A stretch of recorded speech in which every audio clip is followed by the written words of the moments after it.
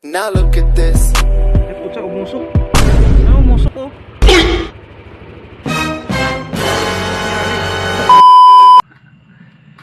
Okay, good morning. Ngayon mag-good morning, 30 minutes. So, si Bossing, customer na natin to. Dati na may nakakabit na loud horn, tapos nagpalit siya ng busina, tapos naka-laser gun. Ngayon nagpadagdag siya ng mini driving light. Yan, sa kanya na galing yan. Busina lang yung galing sa atin. Siyempre, binago ulit yung function. Gusto niya na reversible. Mamaya, papaganahin natin yung kung paano yung reverse. Tapos, siyempre sa wiring, hindi ganun kalinis, pero pwede na. Okay. Tapos dito sa taas, ito yung sa mini driving light. Ito kasi gagawin namin ng passing to, tapos naka reverse function. Kaya medyo kasi iba kasi yung wiring ng reverse function kaysa ordinaryong pagkabit lang ng mini driving light. Hindi yung 4 wire iwa-wiring mo. Hindi katulad sa reverse na ilalabas mo sa relay 7 wire, kaya para ka nagkabit ng alarm. Tapos dito sa labas, yan na, testing na natin yan. Yan, okay, hindi na babanat yung wire. Sa lahat mga naka NMAX, kung magpakabit kayo, wag lang mini driving. Kung may budget, pagsabayin nyo na para pag binaklas natin ganyan, hindi lugi yung nag-i-install, hindi rin kayo lugi, di ba? Kasi mini driving, tapos babaklasin natin lahat-lahat. Tapos pag busina, babaklas ulit tayo.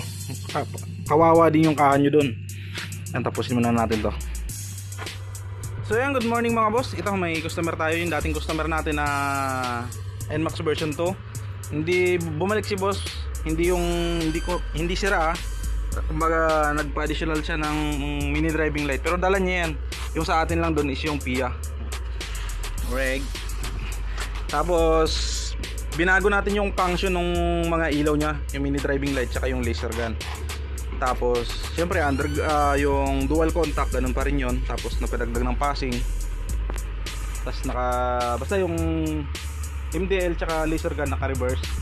Pabukas na ako ng boss, ng dual contact dito kabila. Yan, dual contact. Tapos pabukas ng low beam ng underglow pataas. Yan, yun yung MDL low. Tapos papasing ako sunod-sunod, bulag. Tapos pa-high beam ako ng MDL, sabay na yung laser gun. Yun, wala ka na makita. Yan, pang walang yaan na yan. Tapos wala na palang passing yan kasi dun sa ako na dito. So yung mga function nito mga boss, dito na sa dito na yung, kasi mga dating switch na to hindi na nagagamit. Ito, ginawa na natin to switch ng dual contact sa baba. Tapos yung kanyang mini driving light, dito na nakalagay yung switch. Bali low, kailangan i-high beam mo yung headlight bago umilaw yung mini driving light, kasi yun naman yung nakasulat sa batas eh.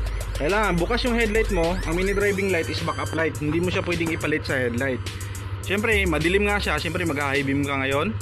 Pag high beam mo yan, high headlight, doon na magti-trigger yung switch on ng mini driving light, low.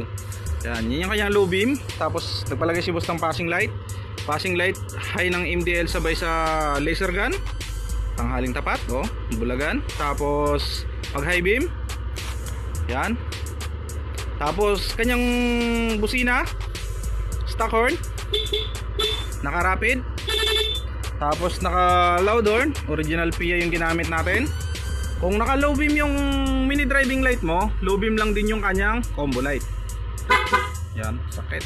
Tapos pag naka-select sa high, siyempre high beam din. Yan. Tapos pag nakabukas yung mini driving light mo low beam din yung combo light mo. So hindi nakakasilaw dun sa kasalubong mo. Kumbaga respeto lang din sa kasalubong, di ba? Naka-low ka, may kasalubong ka, bubusinahan mo, di ba? Low beam lang din yung combo light mo. Pero kung gusto niya na walang yaan, pag high beam mo na mini driving mo, banatan mo ng busina, bulagan ang gusto niya, di ba? Tapos naka-rapid. Papay. Tapos ang ating nga pala boss, nabubulol na ako Sa combo light natin, pwede mo siya patayin. Igitna mo lang tong 3-way switch, wala ka ng combo light. Talagang busina na lang. Sabi yung busina. Pangdiinan, papusina nga ako dito. I-select mo sa high yung MDL sa baba, tapos busina mo. Hindi, patayin mo lang. Okay, busina mo. Nabubura yung motor. Nabubura yung motor mo sa camera eh. Sige lang mga boss, thank you. Yan, si Bossing, Laguna pa yan. Alas 12, medyo na. Ayan boss, salamat.